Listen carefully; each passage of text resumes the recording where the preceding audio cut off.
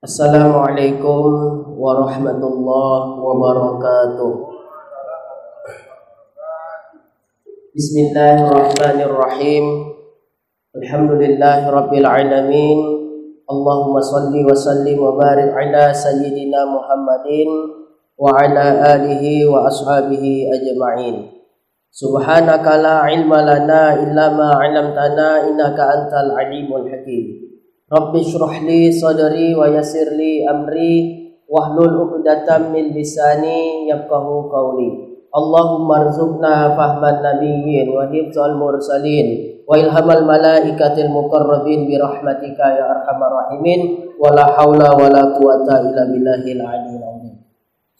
Alhamdulillah, segala puji dan syukur kehadirat Allah Subhanahu wa taala yang telah memberikan nikmat kesehatan dan kesempatan kepada kita semua sehingga kita dapat berkumpul kembali di majelis ini untuk melanjutkan kajian kita sebagaimana biasa, membahas kajian tauhid dengan membaca kitab Sirajul Huda, yang alhamdulillah malam ini kita sudah sampai kepada pembahasan sifat iradah di halaman ke-14.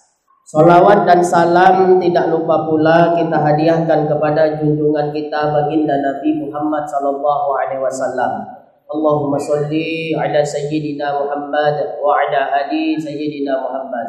Mudah-mudahan dengan banyaknya kita bersolawat kepada beliau, kita ini merupakan salah satu di antara umatnya yang mendapatkan syafaat di hari akhir kelak. Amin ya rabbal alamin.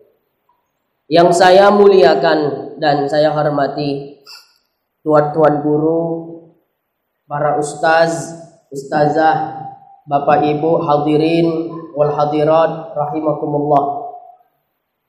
Pembahasan kita sifat kudrah di halaman ke-14. Iya, sifat iradah ya. Saya teringat Iman Abi Jahal tuh aja, tekonang terus, ya. Apa pula iman Abu Jahal dibahas kan gitu kan? Nah, baik, kita lanjutkan sifat iradah ya. Kita kemarin terakhir sudah menyelesaikan tentang ta'aluk baik secara ijmali maupun ta'aluk secara tafsili daripada sifat kudrah. Sekarang kita masuk kepada sifat iradah di halaman ke-14. Dan nampak ya? Kita baca dulu kitabnya. Qala al-muallif rahimahullah wa nafa'ana bihi wa bi'ulumihi fid dharaini amin ya mujibas sa'ilin. Wal iradatu, dan artinya kehendak. Dan hakikat iradah itu pada zat Allah Ta'ala yaitu satu sifat yang qadimatun, yang qadimah, lagi wujudiyah, yakni yang sah dipandang dengan mata kepala, berdiri dengan zat Allah Ta'ala. Dengan dia Allah Ta'ala tentukan mungkin dengan setengah daripada barang yang harus atasnya. Jelas suaranya kira-kira kan? Insyaallah ya. Allahumma hawalaina wala alaina. Dah, itu dulu kita baca. Sifat wajib bagi Allah yang kedelapan adalah sifat iradah. Dan adalah iradah itu yaitu wahiyya sifatun tukhassisul mungkin bi ba'di ma yajuzu alaihi. Itu kalau dalam kitab Arabnya definisi daripada iradah seperti itu, yaitu sifat yang mentaksis, ya, sifat yang mentaksis perkara yang mungkin dengan sebahagian apa-apa yang jaiz atau boleh padanya. Ya, jadi itu definisi sifat iradah. Jadi jelas bahwa sifat iradah ini sebagaimana sifat kudrah, dia hanya ta'aluk kepada yang mungkin atau yang jaiz sahaja. Dia tidak ta'aluk kepada yang wajib, juga tidak ta'aluk kepada perkara yang mustahil. Sebagaimana sifat kudrah hanya ta'aluk kepada yang mungkin atau jaiz sahaja, demikian halnya sifat iradah juga hanya ta'aluk kepada yang jaiz atau mungkin, tidak ta'aluk kepada yang wajib maupun mustahil. Jadi sifat kudrah itu taksir. Ya, sifat kudrah taksir. Iradah itu takhsis. Sifat kudrah taksir. Sifat iradah takhsis. Itu bedanya. Taksir itu apa? Kalau al-ijad menjadikan sesuatu yang tiada menjadi ada. Dulu kita tidak ada. Kemudian Allah menciptakan kita. Dari tiada menjadi ada.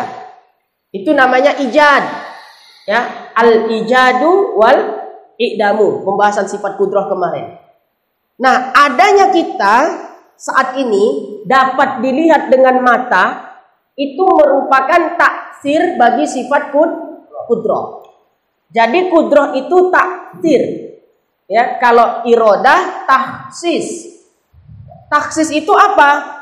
Takhsis itu mengkhususkan atau memilih. Semisal gini, sebelum Allah menciptakan saya belum ada nih di masa azali, di masa belum ada segala sesuatu selain Allah. Itu disebut dengan masa azali. Pada masa itu, ya, saya belum ada. Maka pada waktu itu adanya saya itu mungkin pendek, mungkin tinggi. Ya, bisa jadi pendek, bisa jadi tinggi. Ya, kalau bahasa tauhidnya mungkin. Kalau tak paham mungkin itu apa, bisa jadi, boleh. Ya, jadi tinggi, boleh jadi pendek. Itu saya belum ada, belum diciptakan. Kemudian tiba pada masanya, yang ingat berhubung dengan ta'aluk kudrah kemarin, diciptakanlah saya. Sehingga dari tiada menjadi ada. Dan adanya sekarang saya itu pendek. Dan itu pendek itulah takhsis tadi. Ya, saya ulang sekali lagi.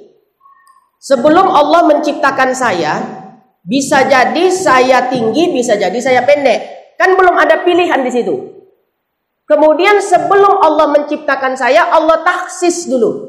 Si Sumitra, gitu ya. Akan aku ciptakan dengan bentuk pendek misalnya. Berarti kan sudah dipilih tidak di situ? Dipilih, ditaksis. Itu namanya taksis.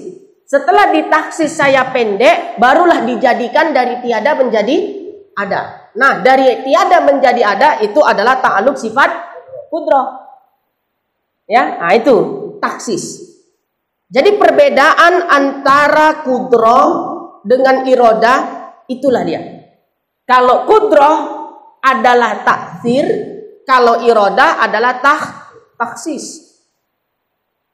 Sebelum Allah menciptakan saya, bisa jadi saya lahir di Medan, bisa jadi saya lahir entah di mana. Kan gitu kan? Mungkin di Medan atau mungkin di kota lainnya. Kemudian ditaksis Allah lah, si fulan lahir di Medan. Ya, dipilihlah, ditaksis, si fulan lahir di Medan. Setelah tiba masanya diciptakanlah dia dari tiada menjadi ada. Dan adanya dia sesuai dengan apa yang telah ditaksis Allah Ta'ala pada masa azali itu. Lahirnya di Medan. Nah, itu dia.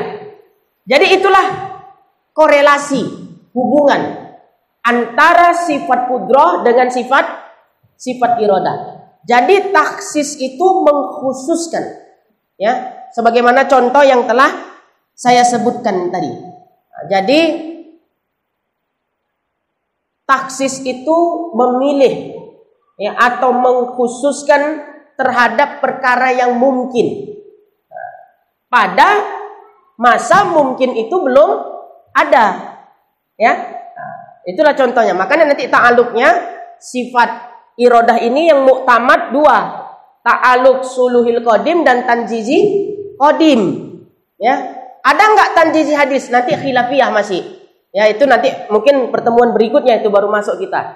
ya perkhilafan, perbedaan pendapat ulama terkait tentang ta'aluk daripada sifat iradah.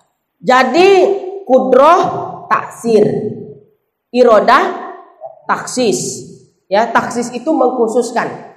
Sebelum kita ada, kita bisa jadi itu tinggi atau pendek. Mungkin tinggi, mungkin pendek. Sebelum kita ada. Maka Allah mentaksis kita tinggi. Itu belum ada lagi masih. Kan itu kan belum lagi diciptakan. Ditaksis dulu bahwa kita itu tinggi misalnya, barulah berlaku kudroh Allah Ta'ala dengan menjadikan kita dari tiada menjadi ada sesuai dengan apa yang telah ditaksis sebelumnya. Bisa itu ya? Nah, baik. Nah, berarti kita pahami, berarti ta'aluknya iradah mendahului ta'aluk kudroh sebenarnya. Iya kan? Kalau menurut tertib akal gitu. Ya, ta'aluknya iradah mendahului kudroh.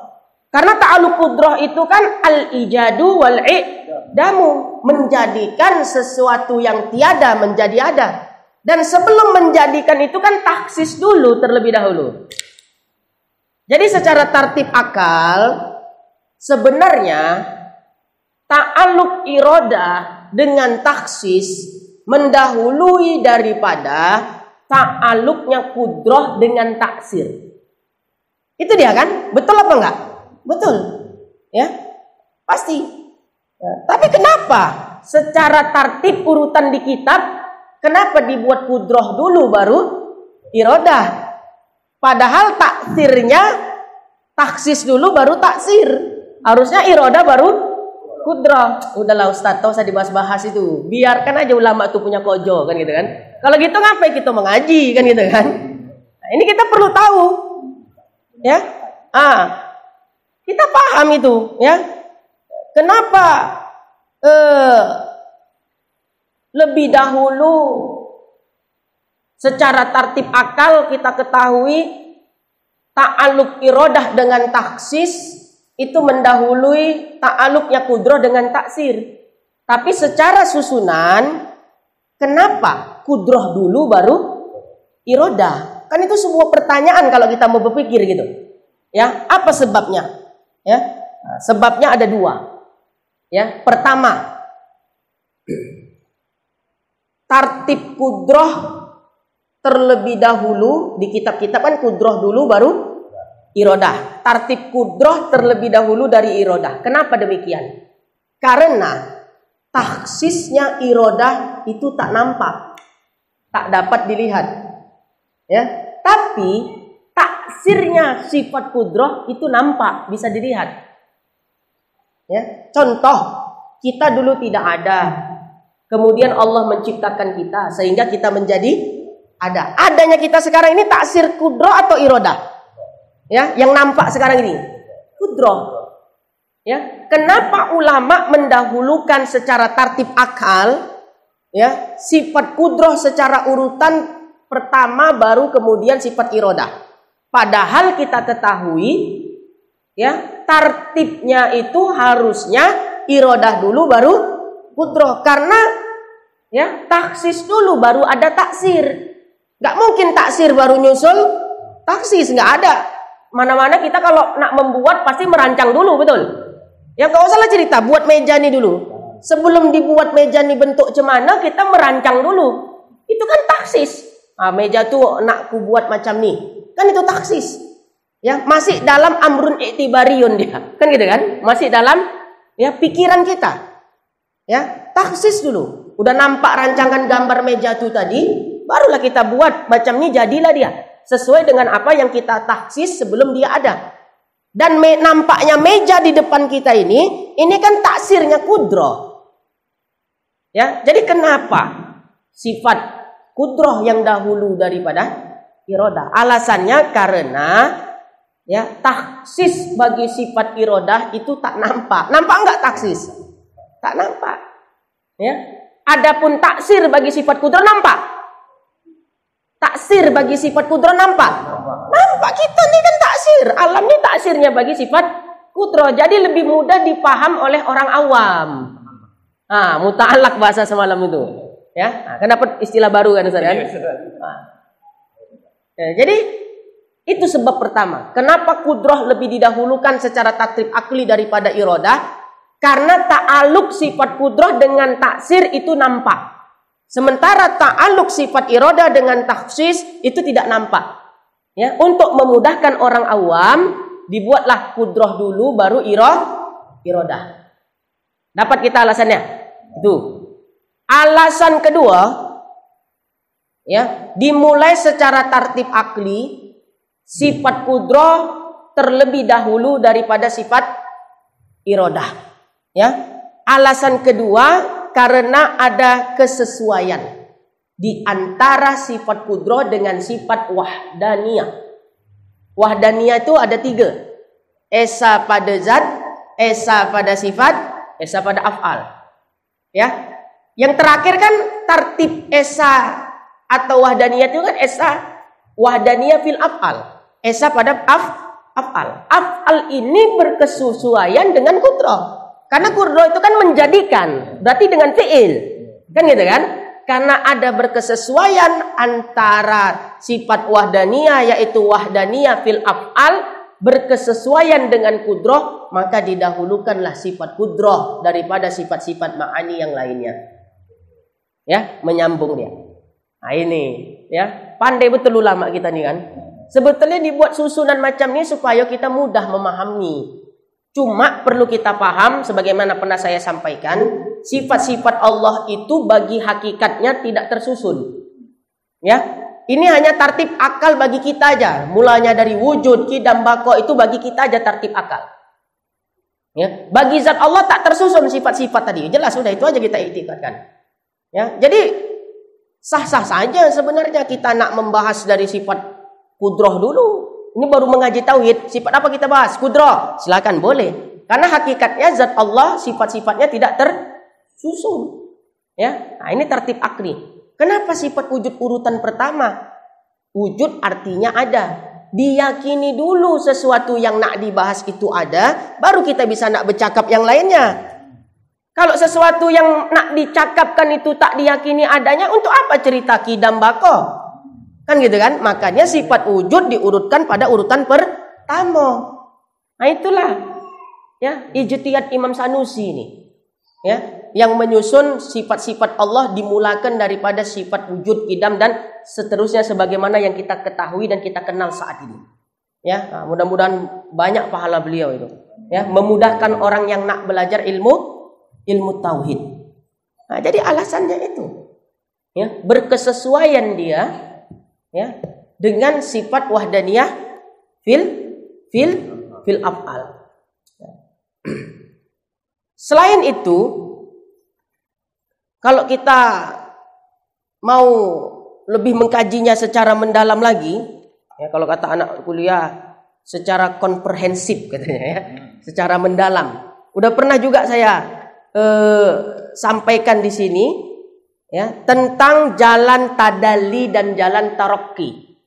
Ya kan? Pernah? Ya, nah, kita ulang sedikit lagi. Kalau di kitab urutannya itu kudrah, iradah, ilmu, hayat sama basor. Kalam kan gitu kan? Kudrah, iradah, ilmu, hayat. Itulah dulu. Ya. Nah, susunan yang biasa itu namanya susunan tadalli, menurun. Harusnya yang baik, yang bagus, tartibnya itu dengan tartib tarokki, menaik. Ya, harusnya hayat dulu. Ya, hayat, ilmu, iradah, kudrah. Ya, bukan kudrah, iradah, ilmu, hayat. Secara tartib akli. Kenapa harus jalan tarokki, menanjak?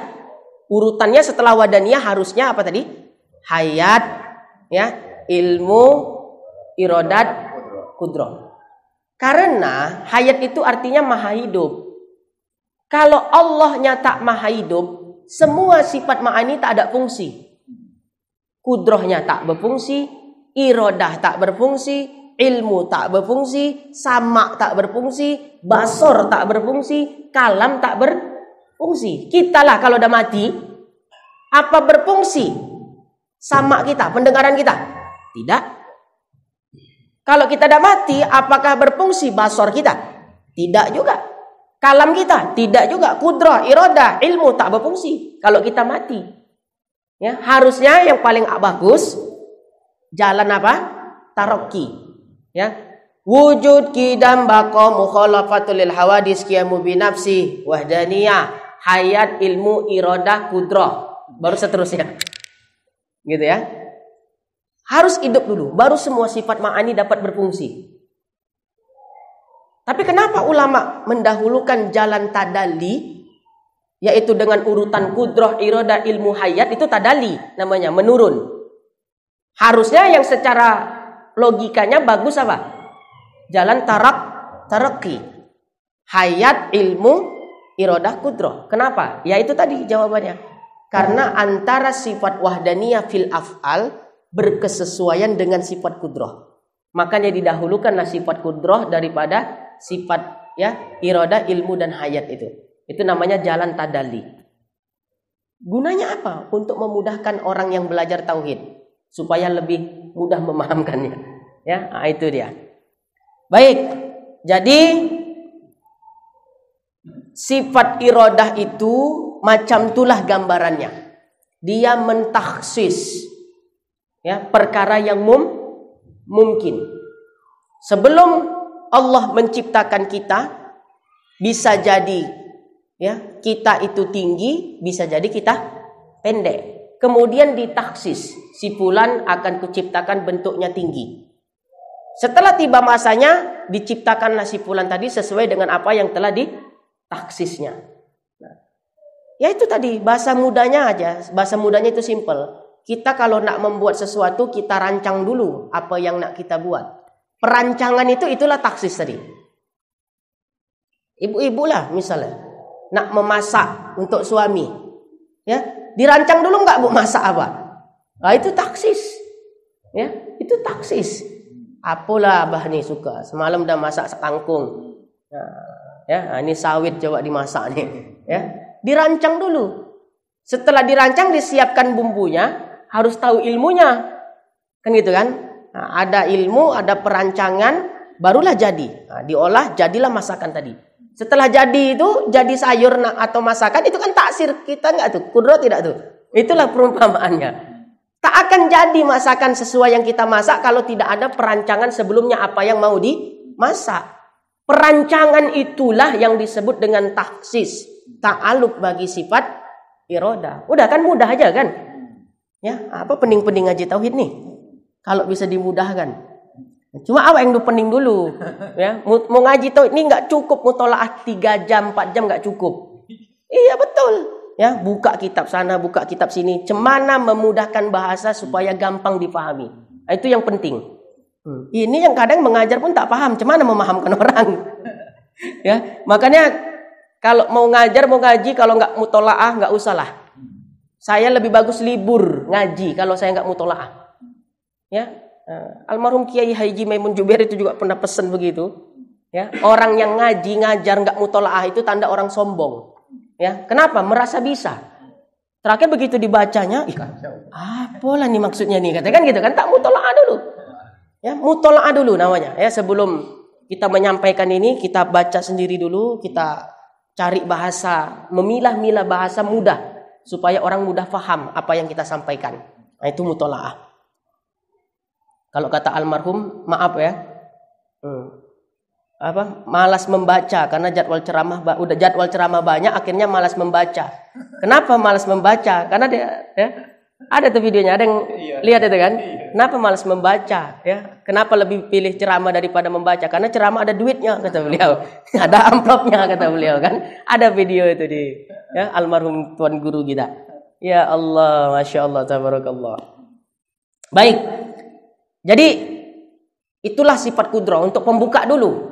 Sebelum kita cerita yang lain tentang iradah ya, tentang iradah, pahami dulu iradah itu apa sih, kan itu kan? Iradah itu taksis, ya, perancangan sesuatu sebelum Allah menjadikan sesuatu, ya, bahasa enaknya perancangan lah gitu, perencanaan atau perancangan ya, taksis. Nah, jadi dikatakan di sini tadi, dan hakikat iradah itu pada zat Allah Ta'ala yaitu satu sifat yang qadimatun. Ya.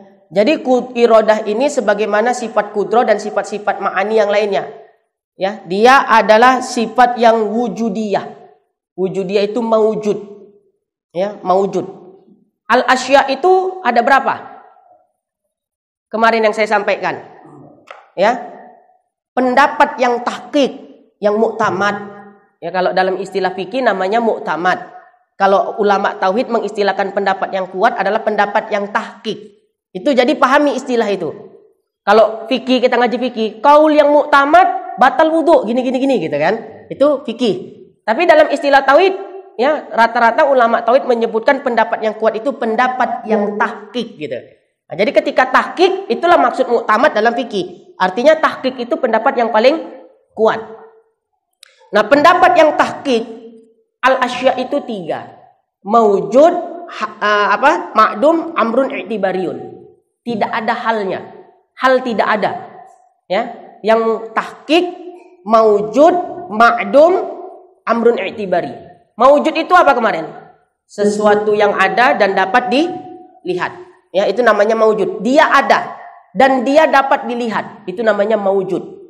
Ya, beda wujud, beda mawujud. Jadi ya tidak semua yang wujud itu dapat dilihat. Jadi wujud lebih umum, mawujud lebih khusus dia.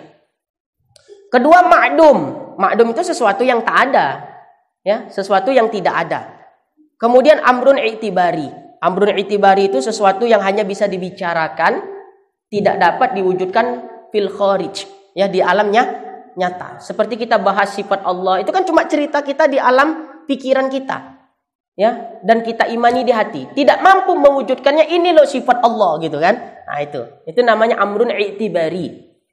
Nah, sementara sebahagian pendapat ulama ya sebagaimana pendapat Imam Fakhruddin Ar-Razi, kemudian pendapat Imam Al-Juwaini atau Imam Haramain, dan pendapat Al-Imam Abu Bakar Al-Baqillani Asy-Syafi'i, bahwasanya amrun i'tibari 4. Ada tambahannya yaitu hal. Ya, jadi mawujud, hal, ma'dum, amrun, i'tibariun. Nah, kenapa kok bisa jadi perbedaan pendapat? Menurut Imam Asy'ari, hal itu nggak ada. Cukup 3 aja. Mawujud, ma'dum, amrun, i'tibari. Ini pendapat siapa? Al-Imam Abul Hasan Al-Asy'ari, imamnya Ahlus Sunnah wal Jamaah. Ya. Kemudian kalau pendapatnya Imam Fakhruddin Ar-Razi tadi, Imam Abu Bakar Al-Baqillani, Imam Al-Haramain, bahwasanya hal itu ada. Kenapa? Apa yang menyoroti perkhilafan, perbedaan pendapat di antara ulama-ulama ini? Karena mereka berbeda pendapat tentang wujud. Apakah zat ataukah sifat? Itu dia. Kalau menurut Imam Asy'ari, ini untuk flashback ke belakang aja, karena saya masuk ke sini nggak langsung sifat wujud. Sifat apa tuh kita Ustaz? Kemarin tuh kan kudroh bahkan kan. Oh, udah kudroh, nggak siap-siap, libur pula lama 8 bulan atau berapa tuh ya. Wujud. Menurut Imam Asy'ari wujud itu zat. Karena dia zat berarti dia mawujud. Zat kan mawujud kan, dapat dilihat. Berarti nggak butuh hal. Tapi menurut versi daripada Imam Fakhruddin Ar-Razi, Imam Abu Bakar Al-Baqillani, Imam Al-Juwaini Al-Haramain, ya bahwasanya wujud itu bukan zat, wujud itu adalah sifat. Karena dia sifat, maka dia hal. Sesuatu yang ada tapi tak dapat dilihat. Itulah wujud. Nah, jadi ya ini aja perselisihannya. Ya, tapi tidak wajib bagi kita mengiktikadkan wujud itu zat ataupun sifat. Yang wajib kita imani bahwasanya Allah bersifat wujud. Kita imani Allah itu ada, udah. Ya, adapun menentukan wujud zat atau sifat itu pembahasan daripada ulama kalam. Tapi memang sodop untuk dikaji memang. Nah, itu dia. Artinya tadi karena di sini saya menjelaskan maujud, sifat iradah itu maujudatun, maujud sebagaimana sifat-sifat ma'ani secara umum.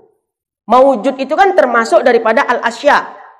Ada yang mengatakan al-asya itu 3, maujud, ma'dum, amrun i'tibari.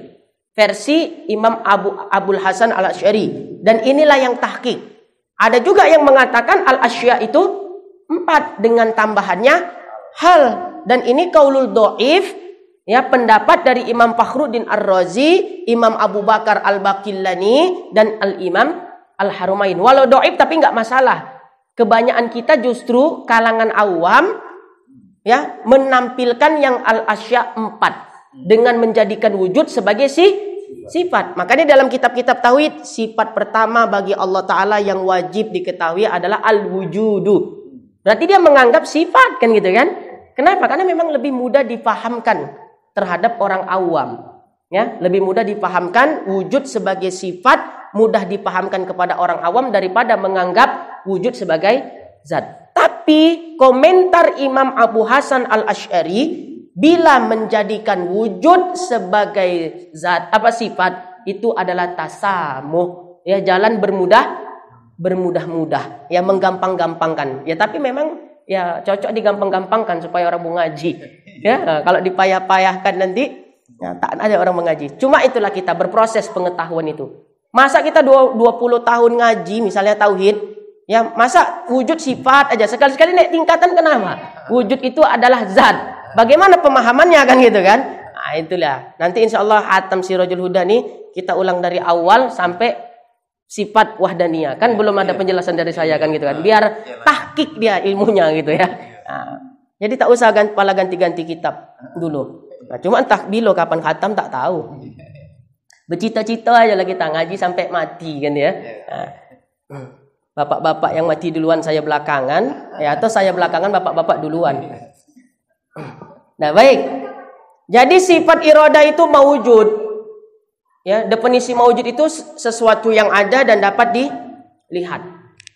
Artinya, andai kata Allah buka hijab bagi kita di akhirat nanti, maka zat Allah dapat kita lihat, sifat-sifat ma'ani seperti iradah juga dapat dilihat. Ya, karena sama-sama maujud. Zat Allah maujud tidak? Maujud. Ya, sifat-sifat ma'ani iradah maujud. Maujud. Tiap-tiap daripada yang maujud itu dapat dilihat. Zat Allah dapat dilihat, tapi di akhirat. Jangan nanti awak pulang ngaji lewat gelap-gelap, di pohon sawit-sawit ada cahaya, jus, ya, asap jadi cahaya. Ya Isya katanya gitu ya. Ana rabbuka katanya. Tuhan kau ya gitu ya. Nah, esok mengadu, Ustaz. Alhamdulillah semenjak mengaji sama Ustaz ketemu Tuhan awak. Ya, pulang mengaji tadi malam katanya. Siapa yang mengaku bertemu Allah Ta'ala di dunia, jumhurul ulama mengatakan fahuwa kafir.